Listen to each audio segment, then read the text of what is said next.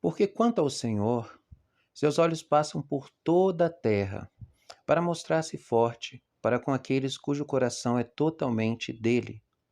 Nisso procedeste loucamente. Por isso, desde agora haverá guerras contra ti. Segunda Crônicas, capítulo 16, verso 9. Após encher nossos corações de gozo e esperança, afirmando que os olhos do Senhor estão atentos sobre toda a terra para fortalecer cada crente que entregou o coração a Deus, o profeta condena a atitude do rei. Para entendermos com clareza essa atitude reprovável do rei, é preciso voltar algumas páginas nessa história. Asa passa a reinar sobre o reino do sul, Judá e Benjamim, sucedendo seu pai Abias. Como governante, ele logo de início direciona o povo às práticas agradáveis a Deus. Por exemplo, ele se levanta contra o culto aos falsos deuses. Segunda Crônicas, capítulo 14, verso 3.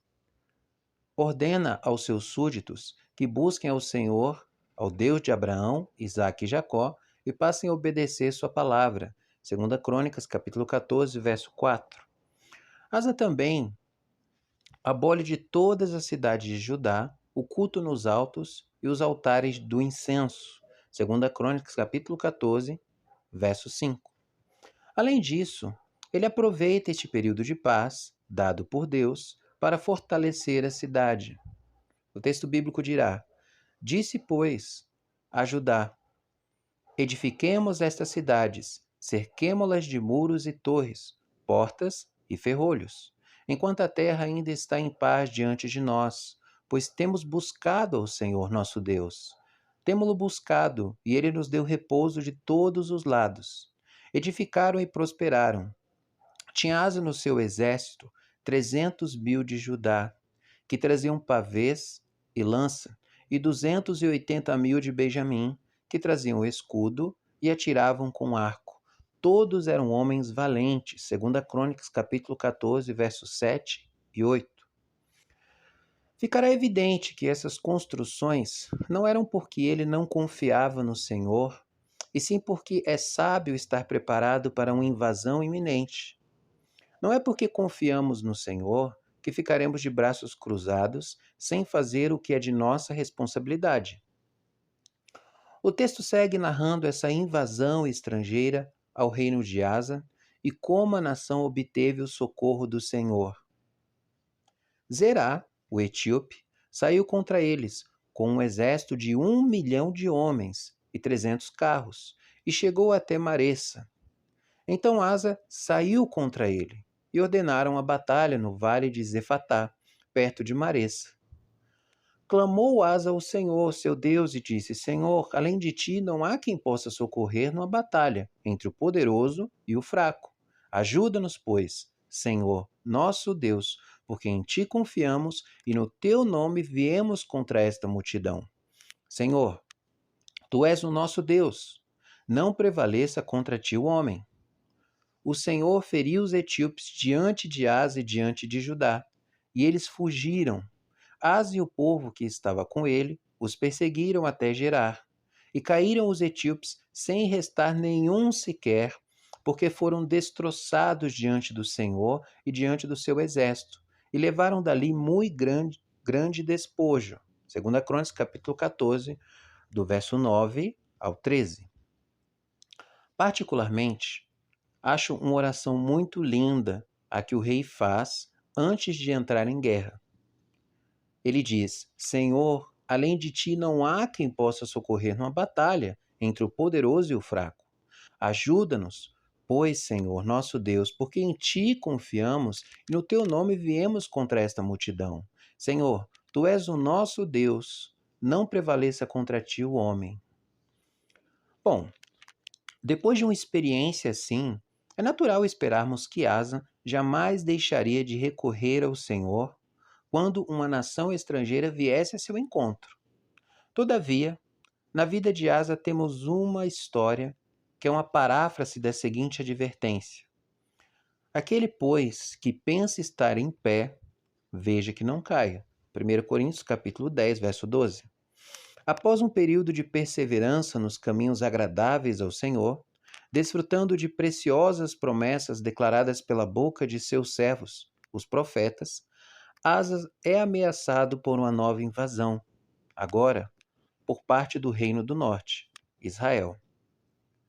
O texto bíblico dirá: no 36º ano do reinado de Asa, subiu Baasa, rei de Israel, contra Judá e edificou a Ramá, para que a ninguém fosse permitido sair de junto de Asa, rei de Judá, nem chegar a ele. Então Asa tomou prata e ouro dos tesouros da casa do Senhor e dos tesouros da casa do rei, e enviou servos a Ben-Hadad, rei da Síria, que habitava em Damasco, dizendo: haja aliança entre mim e ti, como houve entre meu pai e teu pai.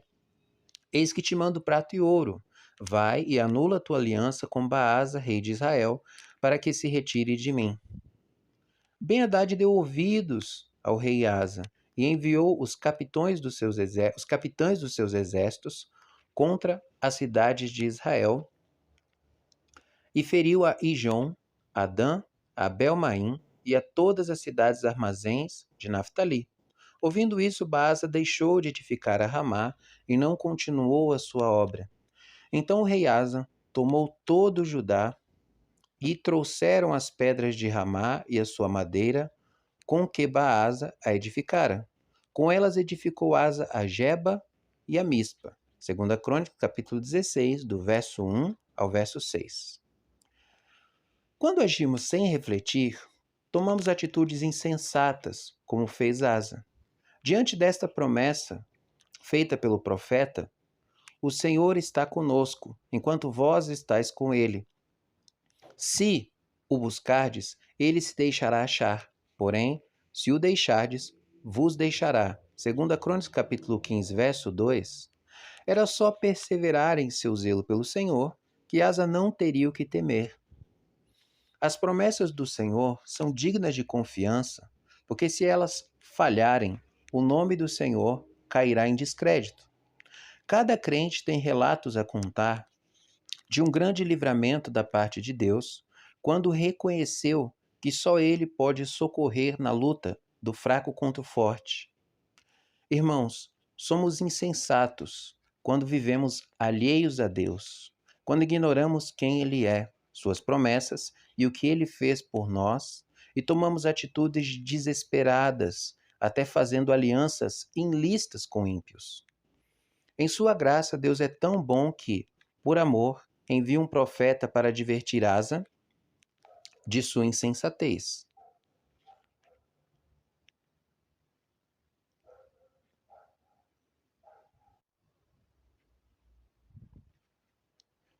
Naquele tempo veio Anani, a Asa, rei de Judá, e lhe disse: porquanto confiaste no rei da Assíria, e não confiaste no Senhor, teu Deus, o exército do rei da Síria escapou das tuas mãos. Acaso não foram os etíopes e os líbios grande exército, com muitíssimos carros e cavaleiros? Porém, tendo tu confiado no Senhor, ele os entregou nas tuas mãos. Porque quanto ao Senhor, seus olhos passam por toda a terra, para mostrar-se forte para com aqueles cujo coração é totalmente dele. Nisso procedeste loucamente. Por isso, desde agora haverá guerras contra ti. Porém Asa se indignou contra o vidente e o lançou no cárcere, no tronco, porque se enfurecera contra ele por causa disso. Na mesma ocasião, oprimiu Asa alguns do povo. 2 Crônicas, capítulo 16, do verso 7 ao 10. Só há duas opções: confiar no Senhor ou confiar no homem. Que o Espírito Santo nos ajude a confiar no Senhor e, caso falharmos, aceitarmos a correção, seja ela vinda de uma ministração na igreja, seja pela exortação de alguém próximo. Que não endureçamos o coração, como fez Asa. Mesmo errado, ele puniu o profeta e oprimiu alguns do povo. Que Deus nos abençoe.